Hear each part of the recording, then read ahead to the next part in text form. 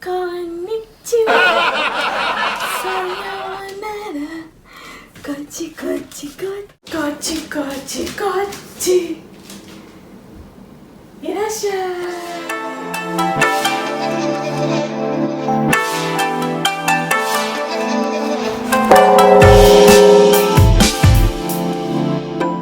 Hello guys, it's me again, Joe of Oishi Japan channel. Welcome to my channel. Hi guys. For today's vlog, I'm gonna share with you is this is my motion sensor kitchen garbage bin. I will show it to you guys how it works. First, let's put on the switch. Okay?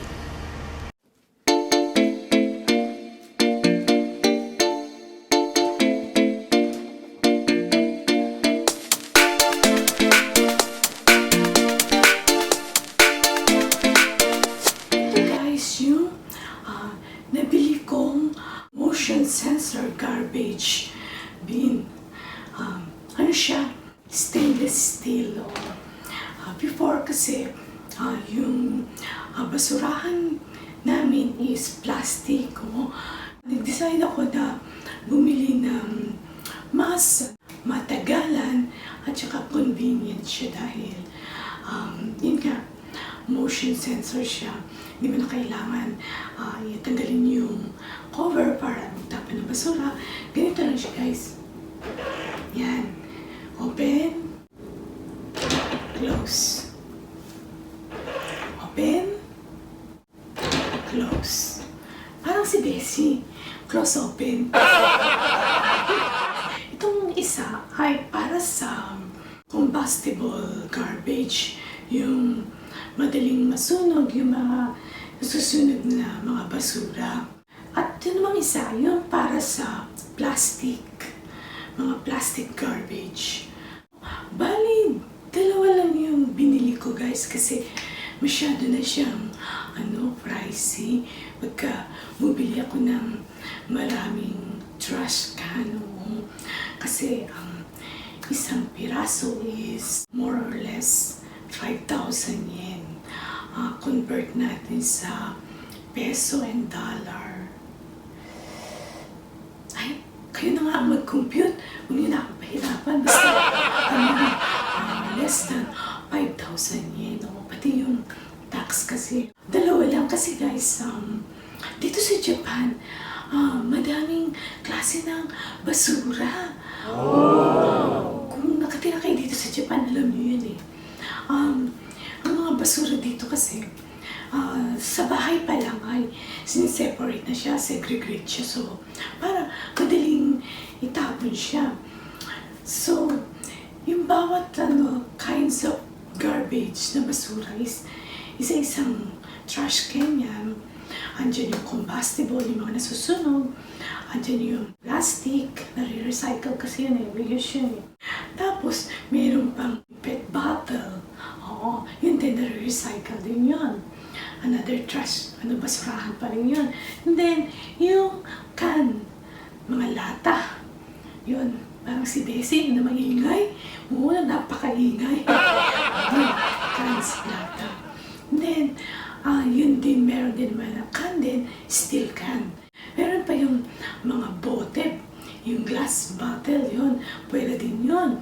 And then, meron pa yung, hindi na siya na-recycle, hindi rin siya nasusunog, hindi din siya na reusable, hindi na siya magagamit. In meaning, wala na siyang kwenta. So, yun naman ay binabaon. Yes, guys, binabaon yung mga basura na yun kasi wala na silang kwenta. So, dito sa Japan is separate yan ng mga basurahan and with designated plastic. Kailangan may mga plastic na lalagyan yan before mo itatapon. Naka-separate siya. And mayroon din siyang designated days kung kailan siya dapat itapon. Hindi pwede magtapon ng hindi ganun ang araw. Yung mga combustible garbage, Tuesday, Friday ko lang pwedeng magtapon ng basurang gano'n. Yung ibang basura, like the plastic, iba din ang araw nun. Hindi mo pwedeng itapon ng basura mo na basta-basta. Kasi dito sa Japan guys is very well organized sila o well disciplined sila talaga. So nag-i-start yun sa bahay pa lang. So para ang ano kasi ng mga Japanese is to make life easier. Ganun sa kanila yun. Kailangan nasa order, iayos mo na. Though sasabihin natin, hindi tayo nasanay na matrabaho. Yes, matrabaho guys, pero it makes life easier kung nakaayos lahat. Oh. Even sa basura, ganyan sila guys. So, talagang, kasi sa atin sa Pinas, pag sila yung basura, kahit ano lang, pag samasamahin mo na lang dyan, tapos kukunin ng basurero, yung basurero na bahalang iwahiwalay kung ano ang klaseng basura. Kasi dito guys, hindi. So, kung saan yung designated na basura na yun, doon yung pupunta ng combustible garbage, doon siya dadalhin sa combustible na basura, doon siya susunugin. Then, para doon sa mga plastic na recycle, reusable, dadalhin siya doon sa place na yun na i-recycle ulit siya ng panibagong kung ano man yung gagawin sa kanya doon sa plastic na yun. And then yung mga glass din, ganun din, i-recycle din siya. So, talagang less work kasi alam nyo naman dito sa Japan, mahal ang labor work dito.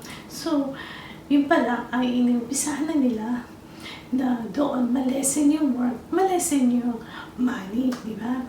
So, in order talaga sila dito.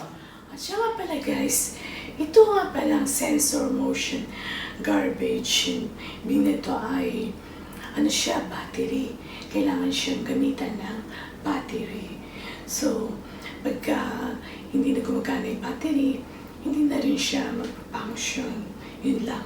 Oo, kailangan siya ng battery. Pero, siya, convenient naman siya sa paggamit kasi tingnan mo. Yan, open siya. Yan, diba? Oh. That's it guys. Sana ay nagustuhan nyo ang aking vlog ngayon about sa basura dito sa Japan at itong aking open, close na basurahan. Diba? Bongga. Okay? Time to end guys. So, thank you for watching. Thank you for the support. Matane. See you on my next videos. Bye-bye.